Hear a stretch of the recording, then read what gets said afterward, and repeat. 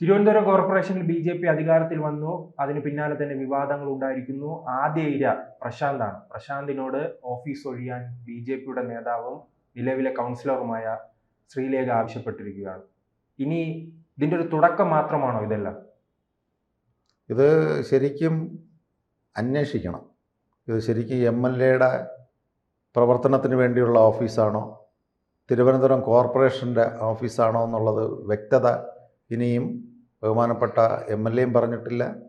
ഇപ്പോഴ് നിലവിൽ ശാസ്തമംഗലത്ത് നിന്ന് ജയിച്ച മുൻ IPS ശ്രീലേഖ മേഡവും പറഞ്ഞിട്ടില്ല. ശ്രീലേഖ പറയുന്ന ഈ കൗൺസിലറിൻ്റെ ഓഫീസ് എന്നാണ് പറയുന്നത്. അത് എം.എൽ.എ പറയുന്നു മാർച്ച് വരെ വാടക ഉണ്ട്, വാടകയ്ക്ക് എടുത്തിട്ടുള്ളതാണ്, കോർപ്പറേഷന് വാടക കൊടുത്തുകൊണ്ട്. പക്ഷേ നിയമപരമായ രീതിയിൽ നോക്കുകയാണ് എങ്കിൽ കോർപ്പറേഷൻ്റെ കൗൺസിലർമാരുടെ ഡെവലപ്മെൻറ്റിനും ആ കൗൺസിലറിൻ്റെ PA പ്രവർത്തിക്കേണ്ട ഓഫീസായിട്ടാണ് എല്ലാ വാർഡുകളിലും ഓരോ മുറികളോ കെട്ടിടങ്ങളോ എടുത്തിട്ടുള്ളതെന്നാണ് എൻ്റെ അറിവ്. പക്ഷേ ഇദ്ദേഹം നേരത്തെ ആദ്യം സൂചിപ്പിച്ചിട്ടിരുന്നത് MLA ആയിരുന്നപ്പോൾ ഉണ്ടായിരുന്നത് ആണെന്നുള്ളൊരു സംസാരവും ശാസ്തമംഗലം ഏരിയകളിൽ വരുന്നുണ്ട്.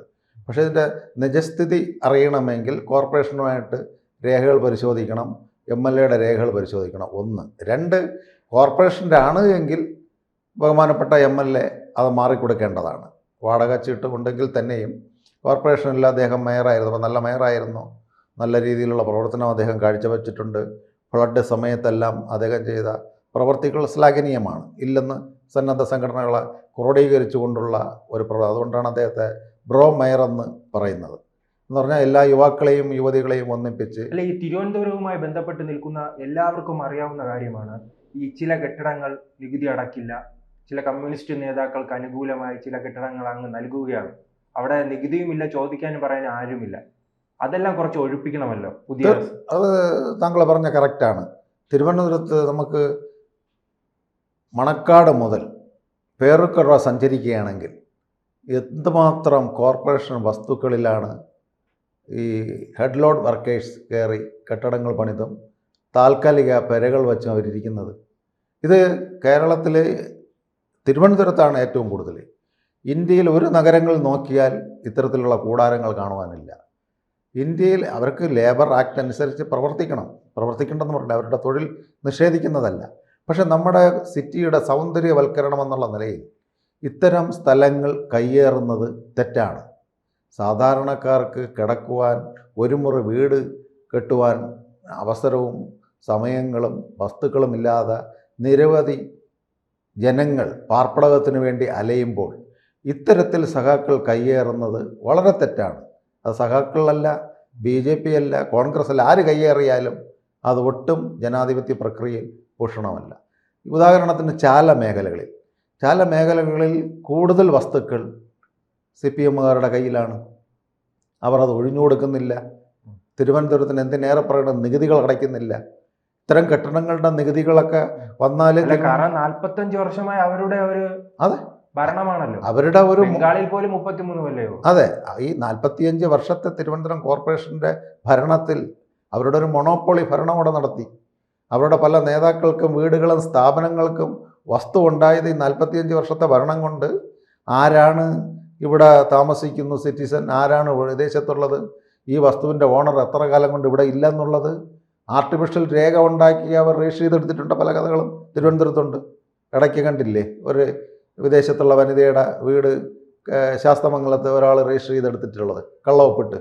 ആ രീതിയിൽ തിരുവനന്തപുരത്ത് ഹൃദയഭാഗത്തുള്ള പല വസ്തുക്കളും രാജഭരണം കഴിഞ്ഞതിന് ശേഷം മേയറുകൾ വന്നിട്ടുണ്ട് എങ്കിലും അത് കഴിഞ്ഞ് തുടർച്ചയായി CPM ഭരിച്ചിട്ടുണ്ട് എങ്കിൽ മിക്ക സ്ഥലങ്ങളും കയ്യേറി പാർട്ടി ഓഫീസുകൾ. ഉദാഹരണത്തിന് അവരുടെ എല്ലാ ഓഫീസുകൾക്കും രേഖകൾ പരിശോധിക്കുകയാണ് എങ്കിൽ ഒന്നിനും രേഖ കാണുകയില്ല. ഇത്തരത്തിൽ ഗവൺമെൻറ്റിൻ്റെ പ്രോപ്പർട്ടികൾ കയ്യേറുന്നത് പുതിയ നഗരസഭയും നിയമം നോക്കി എല്ലാവരെയും ഒഴിവാക്കണം. ജനങ്ങൾ ആഗ്രഹിക്കുന്നുണ്ടല്ലോ CPMന്റെ ഈ ധാർഷ്ട്യത്തിനെതിരെ. അങ്ങ് ഭരിക്കുകയാണ്, നികുതി അടയ്ക്കാതെ ഈ പറഞ്ഞല്ലോ പാർട്ടി ഓഫീസുകൾ കെട്ടുക. കുറെ CITUകാരുണ്ട്, അവരുടെ ഒരു അധികാര കേന്ദ്രമായി തമ്പാനൂരും അതോടൊപ്പം തന്നെ തിരുവനന്തപുരം ജില്ലയിലെ വിവിധ ഭാഗങ്ങൾ അങ്ങനെ അവരുടെ നിയന്ത്രണത്തിലാണ്. അതിൽ നിന്നൊരു മോചനം ഉണ്ടാകുമോ? തീർച്ചയായിട്ടും ഉണ്ടാകും. നിയമപരമായി ജനങ്ങൾ ഈ 50 കൗൺസിലർ BJPക്ക് കൊടുത്തതെന്തിനാ? BJP പറയുന്ന കാര്യങ്ങൾ ചെയ്യുന്ന പാർട്ടിയാണ് എന്നും എന്തെങ്കിലും ഡെവലപ്മെൻറ്റ് തിരുവനന്തപുരത്ത് ഉണ്ടാകുമെന്നും തിരുവനന്തപുരത്ത് ഇനിയും നിരവധി ജനങ്ങൾക്ക് കയറിക്കിടക്കാൻ വീടില്ല. തിരുവനന്തപുരത്തിൻ്റെ ഒരു പ്രത്യേകത എന്ന് പറഞ്ഞാൽ ഒത്തിരി രാജഭരണങ്ങൾ ഉണ്ടായിരുന്നപ്പോഴൊക്കെ ഭൂമികൾ ഉണ്ടായിരുന്നതാണ്. ഓരോ ഭരണകർത്താക്കൾ വരുമ്പോൾ, കോൺഗ്രസ് ആയാലും കമ്മ്യൂണിസ്റ്റ് ആയാലും വരുമ്പോൾ, ഈ ഭൂമികളെല്ലാം ഇല്ലീഗലായിട്ട് അവരുടെ റവന്യൂ മന്ത്രികൾ വരുമ്പോഴും അവരുടെ മേയറുകൾ വരുമ്പോഴും അത് അവർ പതിച്ചെടുത്തിട്ടുണ്ട്. രണ്ട് കക്ഷികളും തുല്യരാണ്. അതുകൊണ്ടാണ് ഇവരുടെ CPM ഇരിക്കുന്ന സ്ഥാപനങ്ങൾക്കെതിരെ കോൺഗ്രസ് പ്രതിഷേധിക്കുന്നില്ല. കോൺഗ്രസ് ഭരണം വരുമ്പോഴും CPM പ്രതിഷേധിക്കുന്നില്ല. ഇവർ രണ്ടുപേരും ഈ പാവപ്പെട്ടവരുടെയും സർക്കാർ ഭൂമികൾ കൈകേറിയതിൽ ഒരേപോലെ കുറ്റക്കാരാണ്.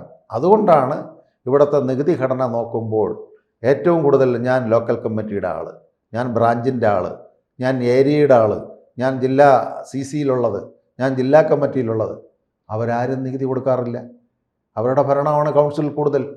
എതിർവാക്കി തിരുവായില്ലെന്ന് പറഞ്ഞ പോലെ ഇത് ചോദിക്കുവാൻ അവരാരുമില്ല. ഇത് ചോദിക്കുന്നവർക്ക് വേറെ ഗുണ്ടായിസം ഭീഷണികളുണ്ട്. തിരുവനന്തപുരം നമുക്കറിയാം, മെഡിക്കൽ കോളേജ് മേഖല, പേട്ട മേഖല, ചാല മേഖല, മണക്കാട് കുര്യാത്തി മേഖല, പുതിയ കൂട്ടിച്ചേർത്ത മേഖല, നിരവധി സ്ഥാപനങ്ങൾ. ഇന്ന് ഏറ്റവും കൂടുതൽ തിരുവനന്തപുരത്ത് സ്വത്തുള്ള പാർട്ടി, ഭൂവിസ്തൃതിയിൽ സ്വത്തും ആസ്തിയുമുള്ള party Communist Marxist Party of ഇന്ത്യയാണ്. അത് ഇത്തരത്തിലുള്ള ഗവൺമെൻറ് പ്രോപ്പർട്ടികൾ കൈയേറിയിട്ടുള്ളതാണ്. എന്തിനേറെ പറയുന്നു, ആക്കുളം കായൽ തിരുവനന്തപുരത്തിൻ്റെ നല്ല ഭൂവിസ്തൃതിയിൽ ആദ്യം MP പത്മനാഭൻ സാറും അതുപോലെ തന്നെ ബാലകൃഷ്ണൻ സാറൊക്കെ മേയറായിരിക്കുന്ന കാലഘട്ടത്ത് അവിടെ നിന്ന് കുടിക്കുവാൻ വെള്ളമെടുക്കുകയായിരുന്നു.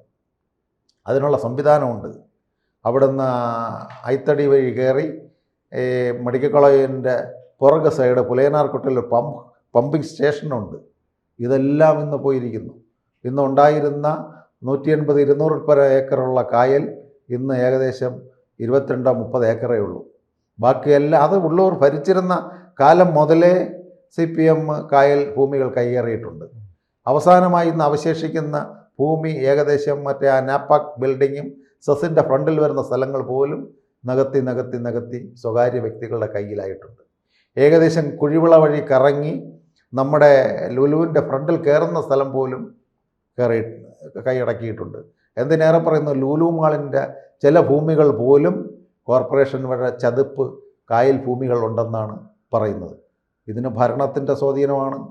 അന്നത്തെ ടൗൺ ഡെവലപ്മെൻറ്റ് ഉദ്യോഗസ്ഥർക്ക് കൈക്കൂലികൾ കൊടുത്ത് കരസ്ഥമാക്കിയതാണ്. ഇത്തരത്തിലുള്ള അന്യായപ്പെട്ട ഭൂമികളെ, അതാണ് ഈ പ്രശാന്തിനെ പോലെ കുറഞ്ഞ വാടക ചീട്ടിൽ പലരും അവിടെ അങ്ങനെ ഇരിക്കുകയാണ് ഓഫീസിൽ. അതെ, പലരെ ഇറക്കി വിടേണ്ട ആവശ്യമുണ്ട്. തിരുവനന്തപുരത്ത് എനിക്കറിയാൻ കഴിഞ്ഞത്, ഒരു കോർപ്പറേഷൻ കൗൺസിൽ വന്നാൽ എല്ലാ കൗൺസിലർമാർക്കും ഒരു വാർഡിൽ അവരുടെ ഒരു ഓഫീസ് മുറി പ്രവർത്തിക്കുന്നുണ്ടെന്നാണ് അറിയുവാൻ കഴിഞ്ഞിട്ടുള്ളത്. അതെല്ലാം ഗവൺമെൻറ് ഭൂമികളാണ്. അത് പലരും ഒഴിയാറില്ല. ഇപ്പോൾ ഉദാഹരണത്തിന് MLA ക്വാർട്ടേഴ്സ്, പല MLA ക്വാർട്ടേഴ്സ് പലരും താമസിക്കുന്നുവെങ്കിൽ MLA മാറിയാലും വീണ്ടും 2-3 വർഷം MLAയുടെ ആൾക്കാർ വന്നാൽ കാസർഗോഡെന്നോ കോഴിക്കോടെന്നോ പാലക്കാടെന്നോ താമസിക്കുന്ന ആ ഫ്ലാറ്റിലാണ്. അപ്പം രാഷ്ട്രീയത്തിൻ്റെ അതിപ്രസരവും ഗുണ്ടായുസവും കയ്യൂക്കും ഉദ്യോഗസ്ഥ ബൃന്ദങ്ങളുടെ അനുകൂലമായിട്ടുള്ള നിലപാടിനെതിരെ ടാസ്ക് ജോലിയാണ് പുതിയ മേയർക്കും ഡെപ്യൂട്ടി മേയർക്കും വരുന്ന സ്റ്റാൻഡിംഗ് കൗൺസിൽ മെമ്പർമാർക്കും ഉള്ളത്. ഇത്തരം ഭൂമികൾ കണ്ടുപിടിച്ച് സാധാരണക്കാർക്കത് ഉപയോഗപ്രദമാക്കുന്ന രീതിയിൽ കൗൺസിൽ പ്രവർത്തിക്കണം.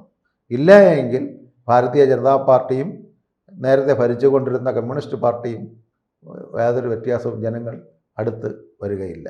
അതുകൊണ്ടാണ് പറഞ്ഞത് 45 ദിവസത്തിനകം തിരുവനന്തപുരത്തെ പ്രോബ്ലങ്ങൾ പഠിച്ച് എന്തൊക്കെയാണ് കാര്യങ്ങളെന്ന് അന്വേഷിച്ച് അതിനൊരു പരിഹാരം കാണും. ഉദാഹരണത്തിന് ഈ 45 വർഷം കൊണ്ട് ഉള്ള സ്റ്റാഫുകളാണെന്ന് കോർപ്പറേഷൻ കൗൺസിലിലുള്ളത്.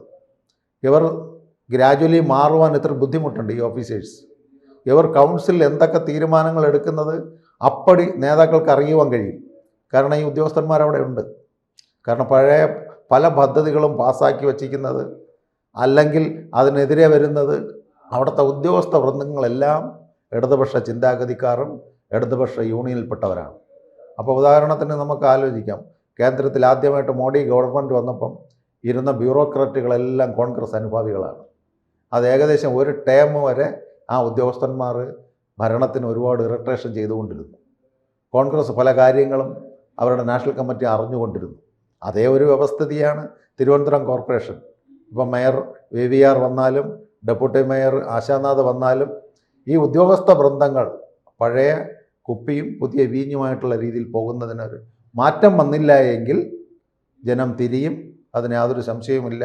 പക്ഷേ അത്തരത്തിലുള്ള ഒരു പ്രവർത്തനത്തിലേക്ക് പോകുവാൻ ബുദ്ധിമുട്ടുണ്ടെങ്കിൽ നല്ല രീതിയിലുള്ള കാര്യപ്രാപ്തിയായിട്ടുള്ള ഉദ്യോഗസ്ഥരെ നിയമിച്ചുകൊണ്ടുള്ള ഒരു ഭരണ മാറ്റവും പോലെ ഉദ്യോഗസ്ഥ മാറ്റങ്ങൾ വന്നാൽ മാത്രമേ BJPയുടെ എയിം എന്താണോ അവർ പ്രഖ്യാപിച്ചിട്ടുള്ള ടൗൺ ഡെവലപ്മെൻറ്റ്, ആ ഒരു വികസിത തിരുവനന്തപുരം യാഥാർത്ഥ്യമാക്കുവാൻ കഴിയുകയുള്ളൂ. കൂടുതൽ വാർത്തകളും വിശേഷങ്ങളും നിങ്ങളിലേക്ക് എത്താൻ ABC മലയാളം സബ്സ്ക്രൈബ് ചെയ്യുക, ബെൽ ബട്ടണും അമർത്തുക.